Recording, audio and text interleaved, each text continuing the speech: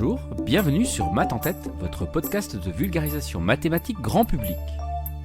Aujourd'hui, je vous embarque avec moi pour une balade virtuelle qui dépasse les frontières. Un tournant dans l'histoire des mathématiques qui a à jamais transformé notre façon d'aborder les problèmes dans la discipline. Une histoire qui a donné des maux de tête à des générations de matheux, mais avant tout un voyage coloré. Car on va parler aujourd'hui du théorème des 4 couleurs.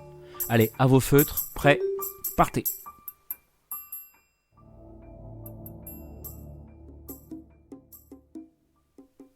Alors imaginez un peu, vous avez une carte, n'importe laquelle.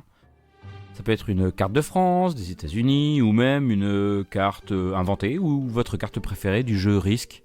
Bref, vous voulez colorier cette carte en respectant une règle très simple, 2 régions voisines ne doivent jamais avoir la même couleur. Combien de couleurs pensez-vous qu'il faudra au minimum pour réussir ?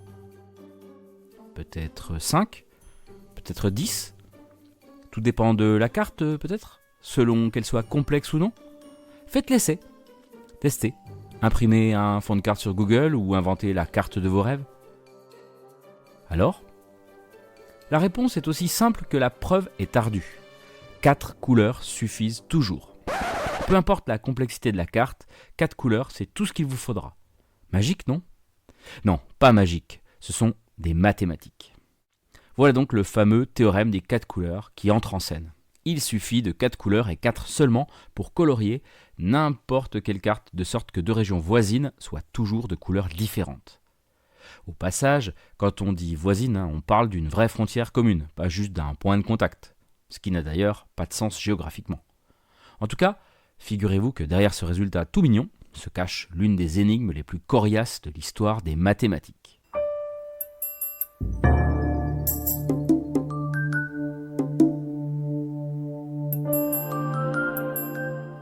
Tout commence en 1852 quand l'étudiant britannique Francis Guthrie remarque ce problème en essayant de colorier une carte de l'Angleterre. Il se demande si 4 couleurs suffisent pour toutes les cartes possibles. Il en parle à son frère Frédéric, qui en parle à son tour à son professeur, un certain Augustus de Morgan. Tiens donc, de Morgan peut-être. Et hop, c'est parti, l'énigme est née, pour une simple histoire de coloriage. Voilà comment une petite observation est devenue l'un des problèmes les plus célèbres des mathématiques. Des mathématiciens vont se lancer dans la bataille pour prouver ou infirmer que 4 couleurs suffisent. Le problème, c'est que démontrer ce genre de choses, ce n'est pas classique.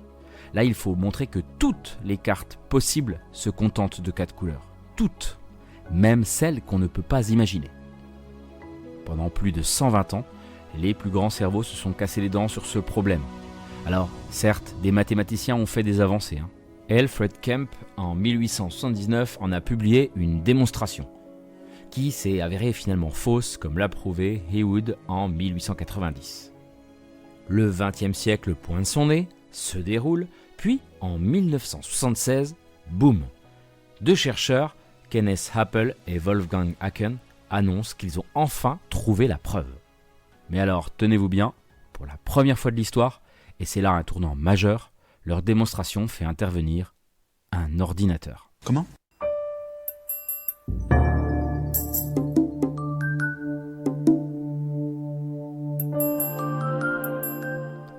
Et oui, pour la première fois dans l'histoire des maths, une machine est utilisée pour vérifier des milliers de configurations possibles.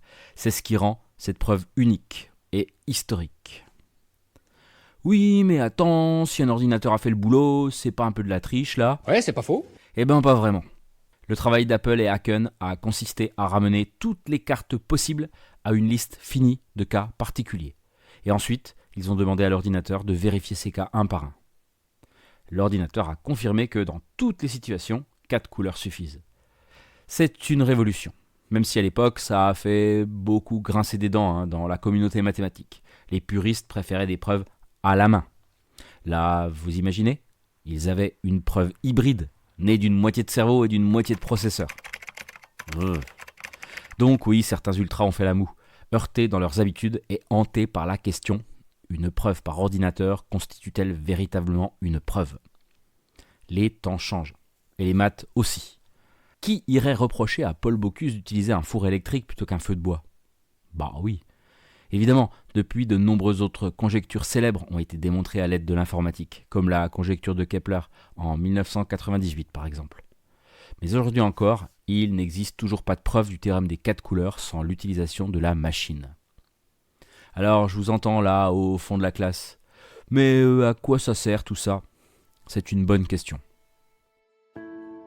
Attention toutefois, vous savez que même si ce théorème n'avait pas d'intérêt évident, ça ne serait pas la première fois qu'en maths et en sciences, une chose sans perspective, sur le moment, se révèle cruciale, même longtemps après.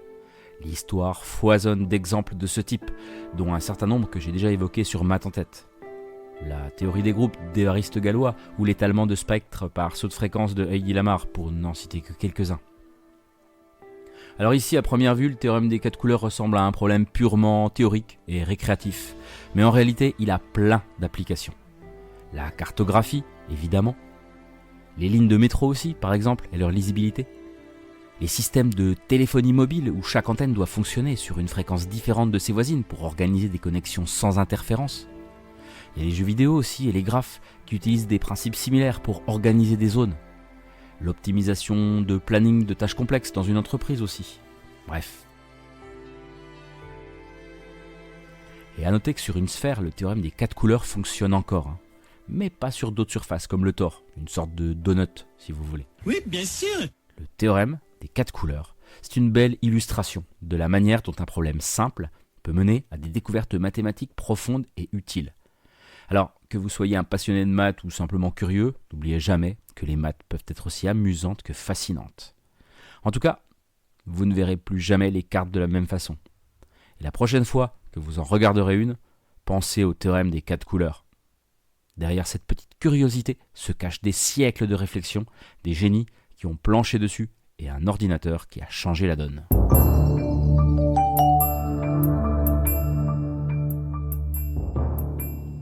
Merci de m'avoir écouté. J'espère vous avoir rempli les oreilles de couleurs, de bonne humeur et de connaissances. Si ce podcast vous a plu, n'hésitez pas à en parler autour de vous, à le partager ou à poser vos questions sur mes réseaux sociaux. Et si vous voulez soutenir mon travail, Maths en tête a également une page Tipeee. N'hésitez pas à aller y faire un saut. Quant à moi, je vous dis prenez soin de vous et à très bientôt pour une nouvelle aventure en territoire mathématique.